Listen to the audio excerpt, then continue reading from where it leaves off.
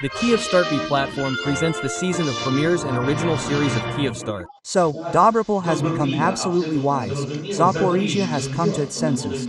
They will fight for it and raise it as much as possible, even if Putin goes to Pokrovsk. So dear, when we arrive in Pokrovsk, well, everyone will applaud once it all ends.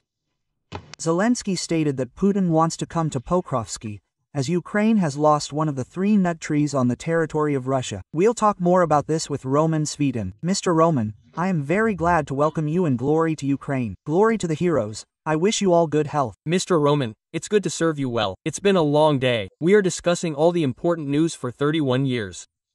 We start from the fact that we can make a valid statement in advance from the Security Service Officer of Ukraine Malyuk about the fact that Ukraine has acquired one of the 3 complexes on the territory of the Russian Federation. It happened just last summer. And in Russia it is possible to engage up to 6 officers. Mr. Roman, what can you say here? How good is this operation? You know, and what do you think, our services were given, then, one of the 3 complex specialists?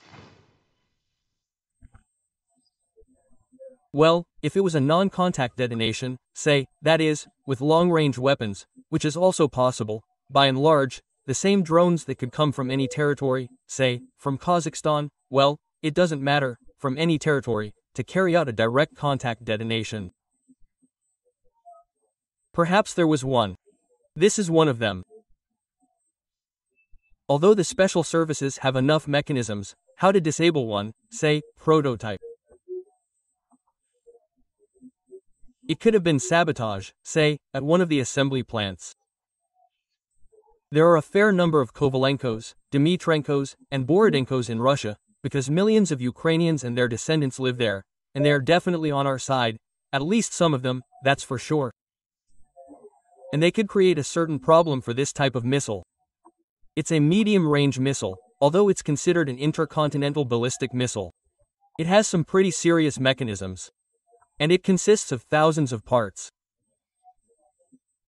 If one of these parts fails, starting with a fuel pipe or, say, if a temperature sensor isn't connected to one of the nozzles, the missile would essentially blow itself up.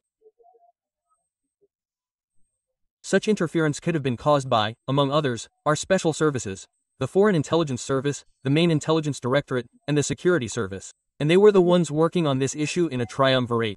Therefore, the main thing in this regard is the result. That is, such a possibility is definitely both theoretical and technical. The main result is that at least one of the hazelnuts, which failed or was blown up or destroyed, well, through various mechanisms, will, at the very least, fail its combat mission. These were most likely pre-production, so-called prototypes, of which at least a dozen were tested, meaning certain trials were conducted. And the Russians might not even have noticed any outside interference. Well, that is, they attributed it to the pre-production nature, meaning certain shortcomings of this type, and might not even have noticed. Our intelligence has now confirmed the completion of this kind of mission, and we are happy for it, of course. That is, such mechanisms should definitely be employed. The production of this kind of drone, the production of this kind of missile. Well, this is a heavy missile. They can be produced, if they launch a series, well, about 1 per quarter. Well, roughly somewhere around there. That is, in a year, well, 4 or 5 missiles, maybe, possible. Well, 6, if you really want to push yourself. More isn't possible because it's a serious, well, seriously, serious missile. And, the same level of missiles. That is, it's the same line of Topols.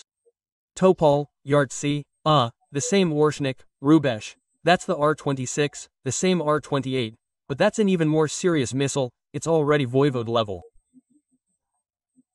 That is, the Russians are trying to get the R-36M2 on combat duty. They can't produce many of them, maximum 1 per quarter, so, most likely, the same picture here. 1 missile per quarter, that is 3 or 4 missiles per year, 5 missiles depending on availability. Mr. Roman, and we will also move on to other operations. It became clear that on the 28th of Wednesday the M3 missiles hit the Nebo radar in the Rostov region. The skins from the complexes are valued at hundreds of millions of dollars. The Buck M3, apparently, can hit targets at a range of up to 80 kilometers, and the Sky shows clouded targets at a range of up to 400 kilometers. Also, Mr. Roman, to what extent will it change the threat to Ukrainian aviation in the frontline zone and apparently make it easier to carry out a deep strike operation? This is exactly the second one. The thing is, these types of locators are radar-based, radio-technical, and television equipment of the Russian Federation's radio engineering troops. They primarily serve to create a specific picture for decision-making. So, it's not a system, not a surface-to-air missile system, but a radio-technical and television locator. And, of course, a Buck is already a SAM system. Work on the Russian launcher is ongoing, seriously. About 3 months ago, they started working on Crimea, and they continued, meaning, with a larger number of weapons and to a greater depth behind enemy lines. Now they've continued working, including along the front line, again, to a greater depth. And after increasing the density of Russian frontline air defenses along the border, they've already begun working on Russian territory, directly on Russian territory, in the Bryansk, Belgorod, and Kursk regions. The general direction is Moscow. So, naturally, the Russians have increased their density in this direction. So we now have the ability to destroy more Russian air defense systems per, well, roughly, square kilometer, area of Russia. Naturally, our special services took action first, that is, the main intelligence directorate of the security services, and now units of the armed forces of Ukraine have joined in. That is, special operations forces are working on this issue. Unmanned systems, well, of course, the Air Force, the Navy, which are armed with the same missiles. Neptune, for example, can also target significant concentrations of Russian software, if our intelligence reports or confirms, at least, such a concentration. Friends, what do you think about these topics, which we will discuss? Your opinion is interesting right now. Leave a comment under this video. How would you rate the work of the Ukrainian armed forces? Do you think that the baby was declared, that the hazel tree is in this video? And right now, don't forget to like and support Romanom Svitan's analysis. And there is also good news and a statement from SBU officer Maluk about the fact that Ukrainian defense forces hit Russian refineries more than 160 times. In his words, this led to a fall in the Russian naphtha industry by 90% and a shortage of oil supplies by 20%.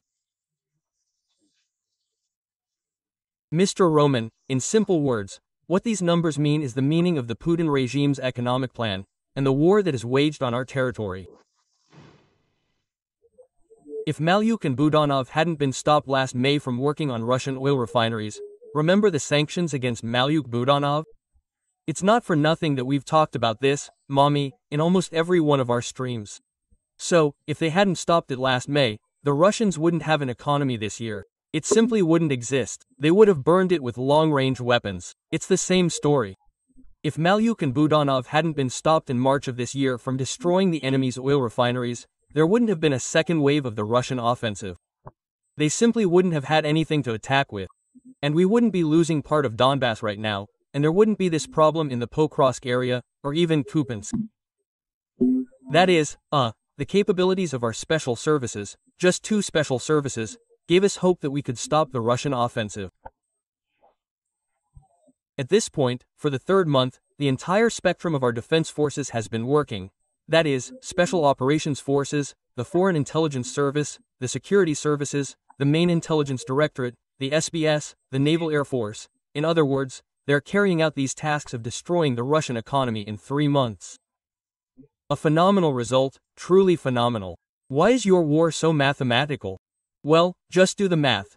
If that is, a fifth of the Russian oil industry was siphoned off in 3 months, then in a year, roughly next year, October to November, well, definitely by the end of the year, the Russians will simply have no Russian oil industry. It will simply be devoured by our Ukrainian defense forces, our professional Ukrainian army. Why do I say professional? Because professionals are involved here. Professionals are deployed at every site, the SBU, the Main Intelligence Directorate, the Security Service of Ukraine, and other branches and arms of the military, involving aviation and missile components. And these professionals, our Ukrainian professional army, can penetrate deep into Russia's rear, which provides the bulk of the Russian economy's income. Yes, almost 90%, yes, almost all of it, at least from a general perspective. At least, practically the entire Russian economy rests on Russia's oil and gas industry, petrochemicals, metallurgy, energy, and so on and so forth. These are essentially all these minerals that the Russians extract from their own subsoil and then try to somehow, through the first, second, or third stages, sell to generate foreign currency. If they are burned, and they can be burned, I repeat, war is mathematics, we've already seen this in the figures, at least, then the Russian army won't receive enough, it will receive practically nothing, because it won't be possible to form a ranks of contract soldiers. No one will join the army for 3 kopecks. Well, naturally, there will be nothing to supply this army with. So, simply stopping the Russian economy will stop the Russian army from carrying out offensive operations, and stopping the economy will collapse the Russian Federation, specifically the Soviet Union. And, naturally, any army is a derivative of the state, it will also collapse. Therefore, this mechanism, long-range strikes that our Ukrainian defense forces can carry out, our special services can. Well, this is exactly what Maluk is talking about. We simply don't need to arrest all those who stopped this kind of action, those who stopped it last year and this year at the beginning of this year. They should be charged under Article 111. That's for sure. Mr. Roman, also about those who hit the Russians in charge of the territory of Ukraine. In addition, Russia has begun launching a 9M729 missile at Ukraine. Designed to carry a nuclear warhead, the head of the Ministry of Health, Pan Sibiga, said this. It turns out that there have already been 23 launches. About what, can you tell Mr. Roman? What is the signal for entry? And, as it seems, then through this missile in the 19th century, President Donald Trump is planning to come out with a talk about control over the nuclear system. Well, this is most likely an attempt now to somehow support Trump in his statements about the start of nuclear tests. The fact is that the rocket itself is, well, it's a mid-level rocket. That is, it doesn't pose as serious a threat as the missiles already in service, say, with Russia. It poses no threat to Europe or the United States. What's a cruise missile with a range of 1,200 kilometers? Okay, so it carries some kind of nuclear payload. The Russians have calibers like the KH-101, and the KH-101 has a range of 5,500 kilometers. So, the range of this missile, yes, it's launched, let's say, not from an aircraft, but from an Iskander. Well, it's the Iskander system, the so-called basic system, at least. It's a ground-based launcher. And by and large, with this range, it's not as dangerous for Europeans, or for us, in particular, as its very presence. The Russians should have destroyed it back then under the START Treaty on medium-range missiles. So, why are cruise missiles limited by range, say, of up to 500 kilometers for the main ones? Why are the Tamris, Storm Shadow, and Skal all limited to 500 kilometers? Because they're not allowed to fly beyond 500 kilometers, to put it bluntly. And why? Because there was a specific agreement on the destruction of intermediate-range missiles with a range of between 500 kilometers and 5,500 kilometers. All missiles must be destroyed, either they were, or the missile must already be in intercontinental missile mode, an intercontinental missile with a range of over 5,500 kilometers. Well, that's roughly it. So, this is an indication that the Russians haven't destroyed what they were supposed to destroy. They have several dozen of these missiles on combat alert, and they're even using them against us. So, this is an additional trump card, let's say, in Trump's hands, to get out or put pressure on Russia, at least on this issue, on the Russians' non-compliance with their obligations under the Strategic Arms Reduction Treaty, the Intermediate Range Nuclear Forces Treaty. Well, so be it, well, at least. Therefore, here, only in this capacity can this information be perceived.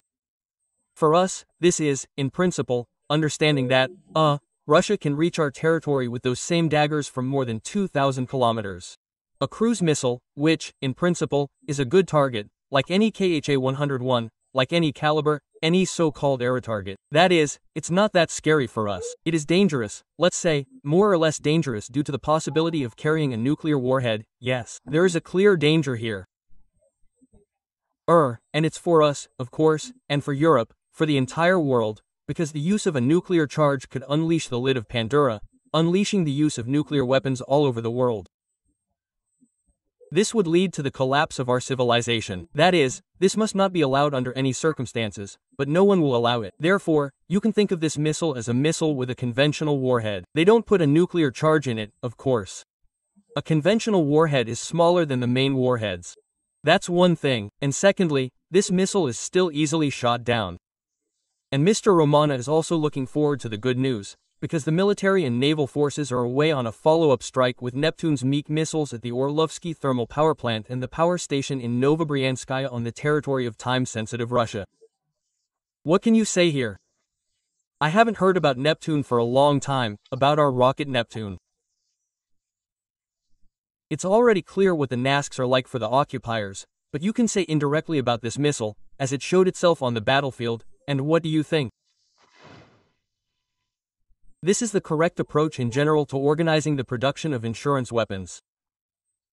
This is a state enterprise, KB Luch, a state enterprise K which, based on the KH-35 missile, was the Soviet KH-35 missile at one time. This is air, a ship, a so-called rocket. It had a short range, meaning it had a range of about 100 kilometers, a little over 70, depending on the carrier's speed and the fighter's speed. Its range all depended on it. Later, they developed the KH-35U missile on this base. The improved KH-35 has a range of almost 150 kilometers, and then, based on the KH-35U, Luch, so to speak, created the Neptune missiles. This Neptune, this missile, was initially supposed to have 3 incarnations: ground-launched, brain-launched, and air-launched. And then, in the end, they decided it wouldn't be ground-launched, and they created the Earth-to-Ship coastal missile system. These very missiles were the ones that sank the cruiser Moskva. 2 missiles were enough to sink the cruiser Moskva. They hit exactly where they needed to. Naturally, the coastal missile system controls it, meaning it's part of our navy, the naval forces that use it. The missile, a homing head, has now been developed, so to speak, that finds not only ships but also targets on the ground that are stored in its memory. Moreover, the homing head is most likely innovative, meaning, with so-called machine memory, with the beginnings of artificial intelligence, which will undoubtedly inform the development of its software and the constant improvement of the guidance system. Plus, the range of this missile is limited primarily by its fuel tanks. That is, essentially, it has an aircraft-grade turbojet engine, which can propel this missile for many hours, and that means hundreds of kilometers. The main thing is the fuel tanks.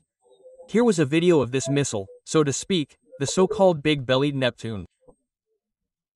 So, these are comfort tanks, located in the missile's primary aerodynamic focus, the center, so to speak, the center of gravity.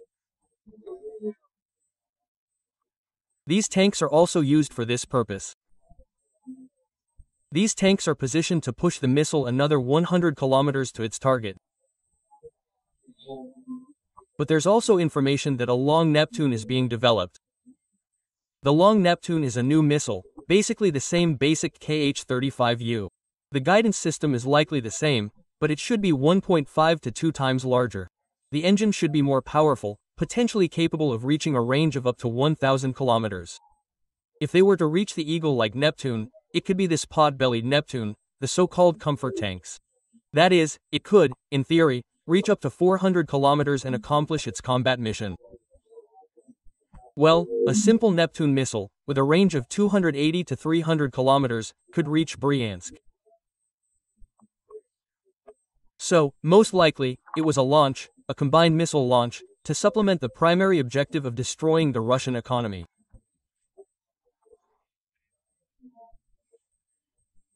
Because strikes on thermal power plants, combined heat and power plants, and the transmission lines transporting Russian electricity, especially substations that can transfer power over 500 kilowatts to power lines, are possible. Those 500 kilowatts, 750 kilowatts power lines need to be destroyed, along with the substations that feed them, of course. And then the 8 power corridors that already supply Moscow and the Moscow region. If they were cut off by such strikes, then, in principle, a blackout could be created throughout Moscow and the Moscow region. For us, this is the main military facility, a decision-making center, plus a center where most of the Russian high-tech industries are located, especially those related to the production of components and assemblies for aviation rocketry. We are aware of the blackout throughout the entire territory of the Russian Federation. Dear friends, write, kindly, words of gratitude to the defense forces of Ukraine for those who are afraid of the stink. And don't forget to commit not only in words, but also in deeds. We have current collections that you can get to. Go to the website of Channel 24, find the fund, and there you can find out how many other fees are collected. Thank you for your activity, Mr. Roman, until the latest news, and the President of Ukraine Volodymyr Zelensky stated at the briefing. I quote the President saying in advance that Putin seems to be on his way to Pokrovsk.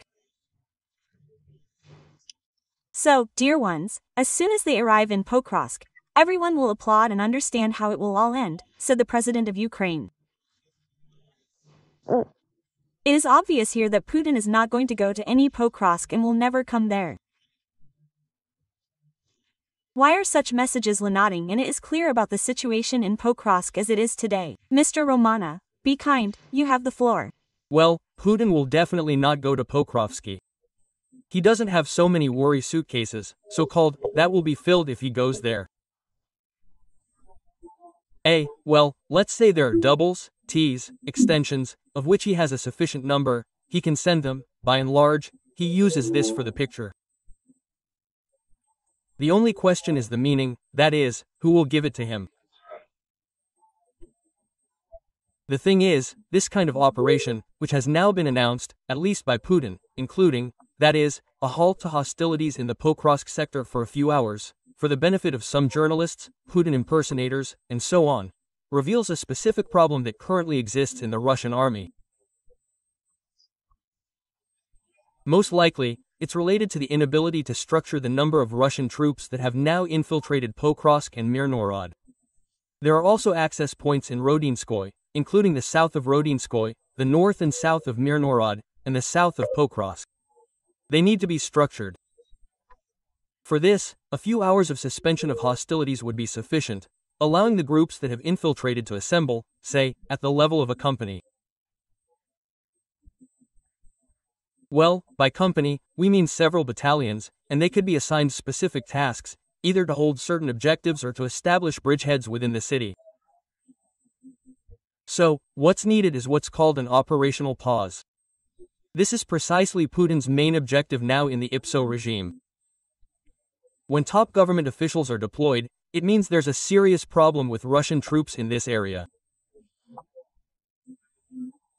The thing is, if we're talking about an operational pause, for example, the Russians also need it, especially those Russian troops who are currently trying to encircle the Pokrovsk-Mirnorod agglomeration with a narrow, so-called pincer movement.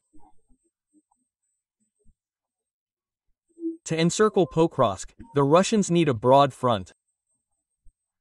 They've largely created this front from the south, practically reaching as far as Dnipropetrovsk Oblast, that is, south of Pokrovsk. But they haven't succeeded from the north. There, a front needs to be created somewhere as far as Dobropilya. Why was Operation Dobropilya conducted so that the Pokrovsk-Mirnorod cauldron could be closed broadly across a wide circle? It didn't work out for the Russians. Our operational commanders acted in time, cutting off the Russian pincer that had advanced toward Dobropilya, squeezing them from the flanks. They're now finishing it off from the flanks, fragmenting it into specific clusters. So, the Russians are currently undergoing the same operation, with the same problem. Insufficient frontline width for encirclement. They're trying to squeeze between Mirnorod and, Rodinsky, but that's a narrow space.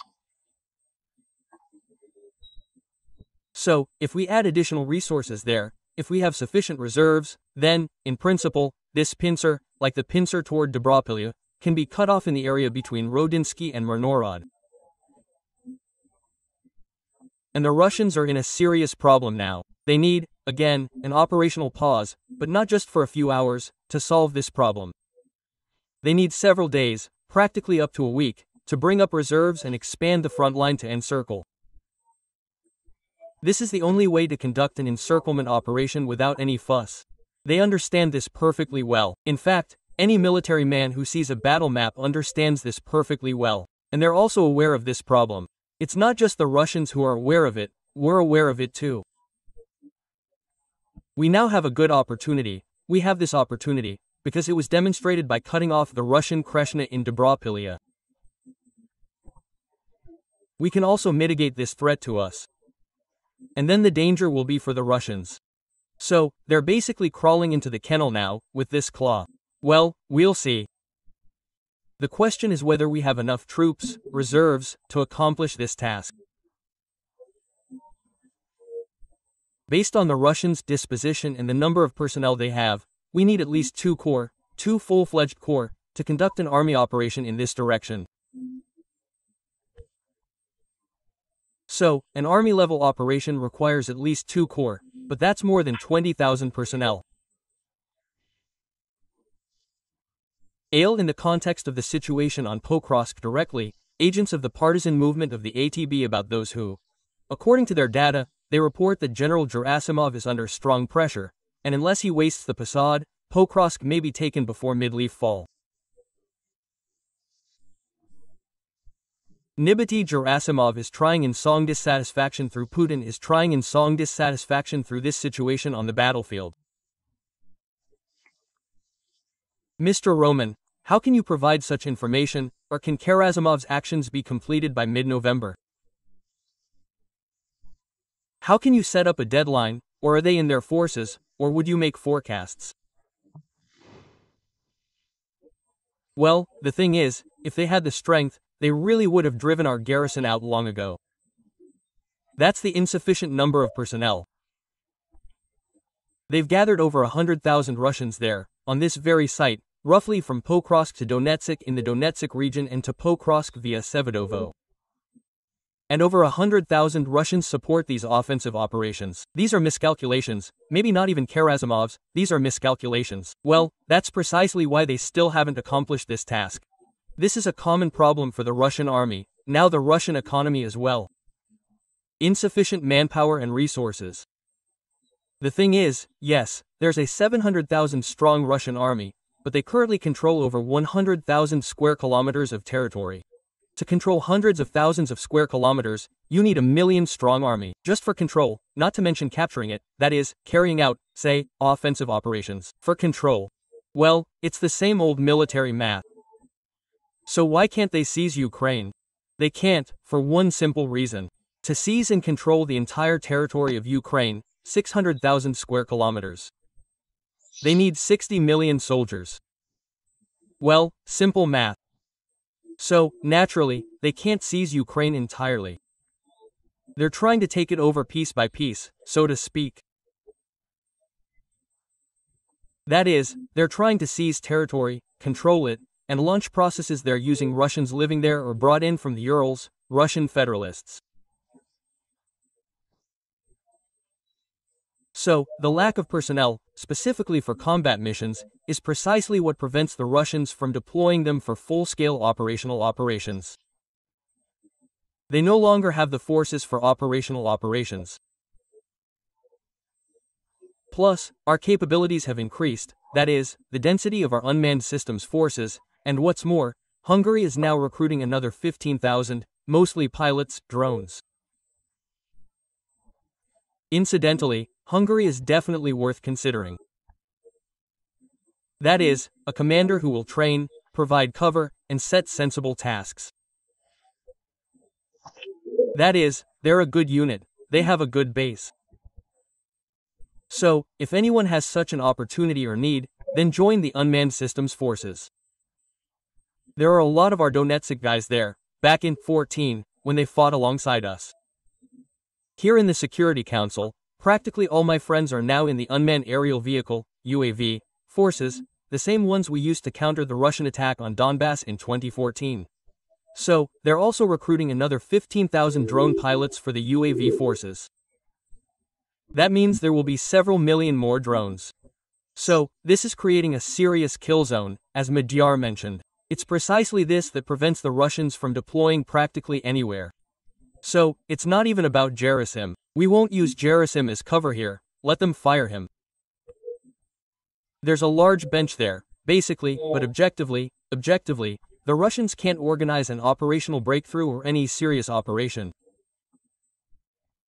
I'm not even talking about the strategic level, or even the operational tactical level. Naturally, this creates certain problems for us. We need to get out of them, or at least try to, with fewer losses, both in the Kapinsk area and in the Pokrovsk area. But they can't create any catastrophic problems for us anymore. Until the 15th, until November 15th, even if that deadline is met, it will be very difficult for the Russians, that is, very difficult to capture Pokrovsk-Mirnorod, let alone completely. They will never capture it completely. That is, even in the current situation, even without reinforcements, we have the opportunity to hold our positions, at least west of Pokrovsk. That opportunity exists. That's why the Russians are not in favor of November 15th, meaning they won't be able to report to Putin that they have completely captured the Pokrovsk-Mirnorod agglomeration there. But I repeat, if Syrskyi has a couple of fully operational corps stashed away somewhere, then the problem can be solved very quickly, in a couple of weeks, and then the Russians will have a problem in that direction.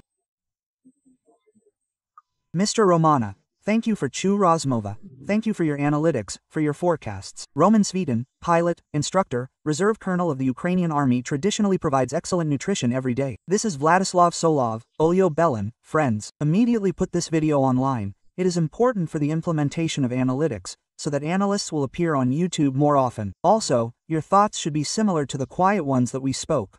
Once you said a baby, like a hazel tree, your emotions are under this video. Tell me, what do you think about these ladies, which we talked about on the territory of time-honored Russia? Don't forget to subscribe and we'll be on air on the 4th.